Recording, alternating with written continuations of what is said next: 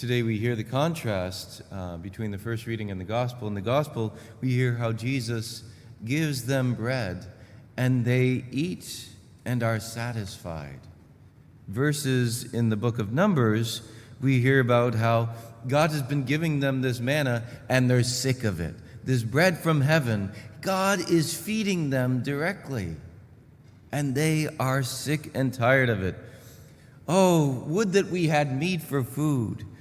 Remember the fish we used to eat without cost in Egypt. Yeah, we were enslaved. Yeah, they beat us. Yeah, it was hard work and labor. Yeah, we weren't free. But the leeks, what joy we had in eating whatever we wanted. It's just like, what? There's something wrong here.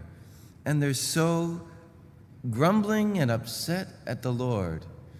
And this is an opportunity for us to look and we say, okay, we who feed on the bread of life, Jesus himself, have we become so accustomed to this miraculous food? Have we become so used to it that we're saying, okay, yeah, but what have you done for me lately, God? I mean, the very fact that we could think that. God is constantly willing us into existence, loving us into existence. If he stopped loving us for even an instant, we would cease to exist. Not that we would die, but we would just cease to exist. Totally. The fact that we are proves that we are loved.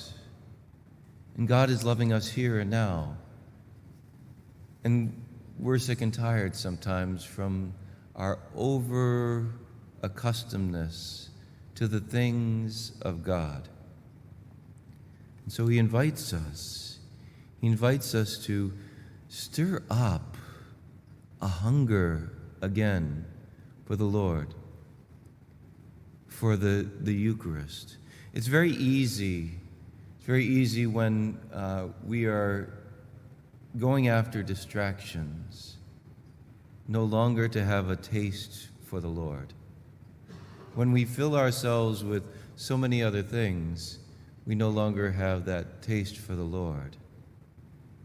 And the Lord invites us, will you not take the immediate gratification, but wait for the long-term satisfaction that I want to give, and create a hunger inside of us? You know, there are times like before Thanksgiving or whatever that we might say, okay, I'm going to not eat much of a breakfast because I want to really be able to be hungry for this incredible meal that we're going to be having. However, if we're eating junk food all morning, when we get to the turkey, it's just like, okay, well, it's another meal. And the Lord is saying, I want you to create a hunger inside of you to be able to receive the fullness of my joy, the fullness of my love, the fullness of my grace.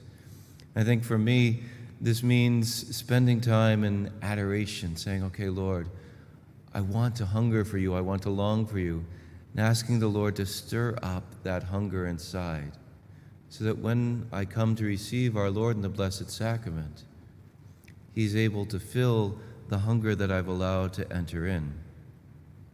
Today we celebrate the feast day of St. John Vianney, the patron saint of priests.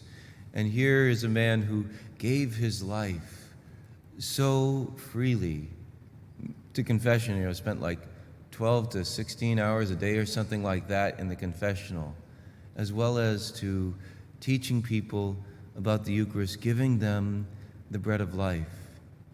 Through the intercession of St. John Vianney, may we stir up that hunger again, that longing for our Lord, who comes to us, who hides himself under the form of bread so that we can feed on his very flesh and blood.